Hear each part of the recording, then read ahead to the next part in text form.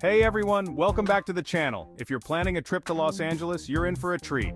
Today, we're breaking down the ultimate 10-day itinerary for you, complete with the best hotels and restaurants. We're talking about the kind of trip that'll make your Instagram followers green with envy. Beaches, hikes, iconic landmarks, and enough food to make you think you're on an episode of diners, drive-ins, and dives. But hey, it's LA.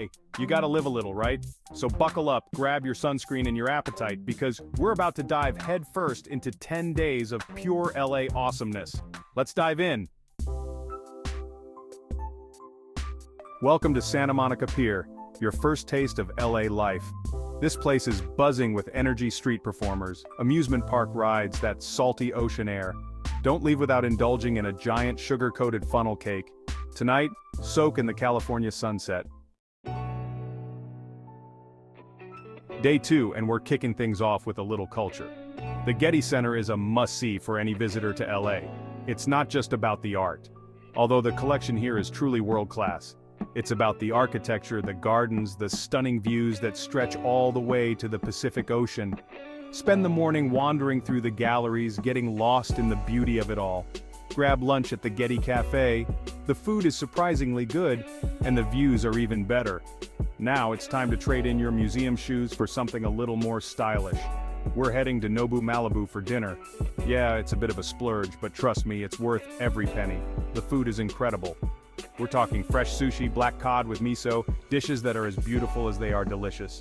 But the real star of the show is the view. Imagine this, you're sitting on a deck overlooking the Pacific Ocean, the sun is setting, casting this golden glow over everything, and you're sipping on a sake margarita.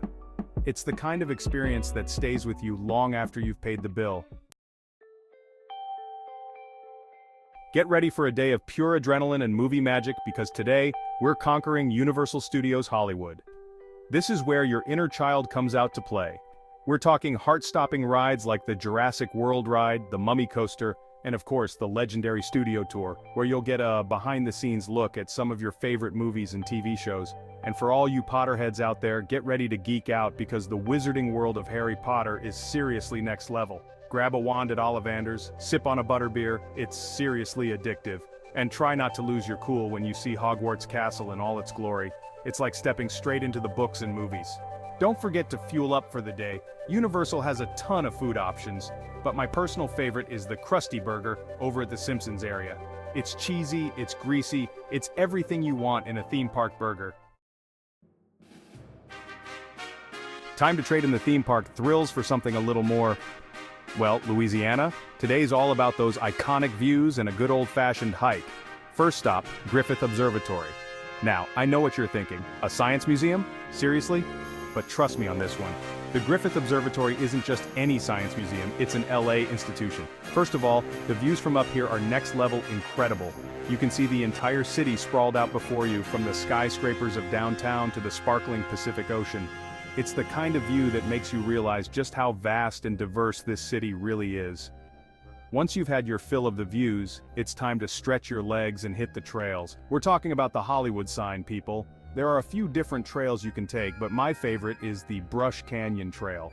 It's a solid workout, but the feeling of reaching the top and standing right beneath those iconic letters is pretty darn rewarding. Oh, and pro tip, bring plenty of water. It gets hot out there on those trails, and there's nothing worse than being halfway up a mountain with a dry mouth. Day 5, and it's time to treat yourself to a little retail therapy. But this isn't just any shopping trip. We're heading to the Grove, a sprawling outdoor mall that's basically LA in a nutshell.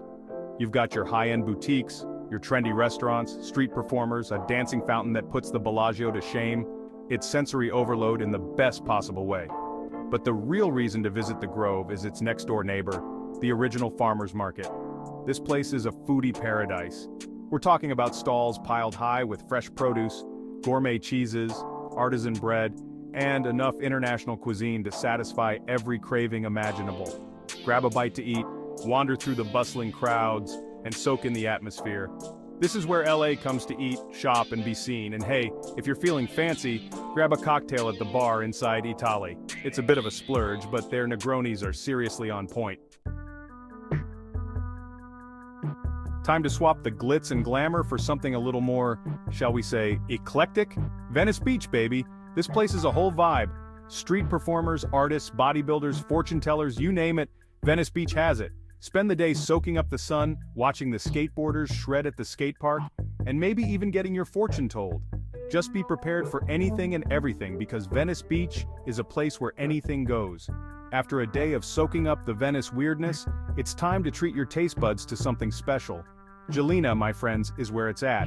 This place is a Venice institution, known for its farm-to-table cuisine, killer cocktails, and seriously delicious pizza. Order the mushroom pizza with the egg on top. Trust me on this one. It's the kind of pizza that'll have you dreaming about it long after you've left LA. Chapter 7, Day 7. Disneyland. Embrace your inner child. Listen, I don't care how old you are, a day at Disneyland is good for the soul. Forget about your worries, forget about your to-do list, and just embrace the magic for a day. From the moment you step foot on Main Street, USA, you're transported to a world of pure imagination. We're talking classic rides like Pirates of the Caribbean and the Haunted Mansion, thrilling adventures like Space Mountain and Indiana Jones, and of course all things Star Wars over at Galaxy's Edge. And don't forget about the food. Disneyland is known for its iconic snacks, from Dole Whip to Mickey Mouse-shaped pretzels. Pro tip, grab a churro, they're freshly made and seriously addictive. Stay for the fireworks show. It's the perfect way to end a magical day at the happiest place on earth.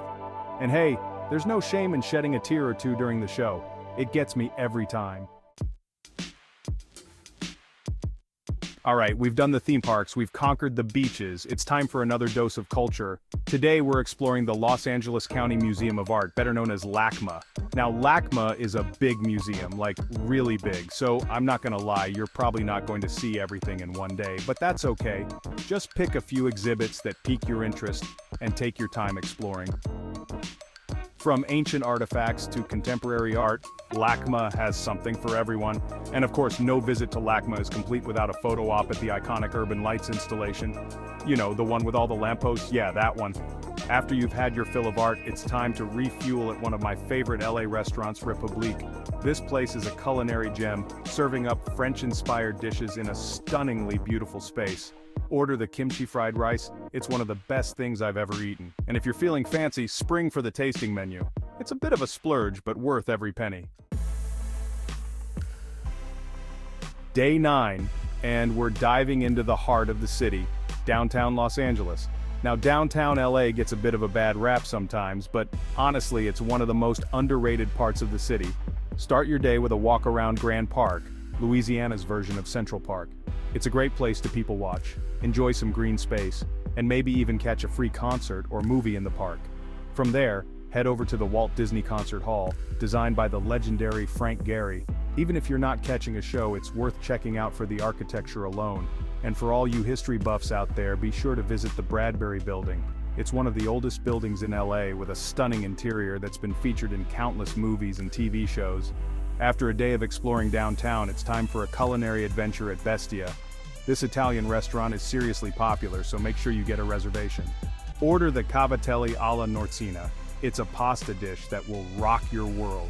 And if you're feeling adventurous, try the roasted bone marrow. It's not for the faint of heart, but it's seriously delicious.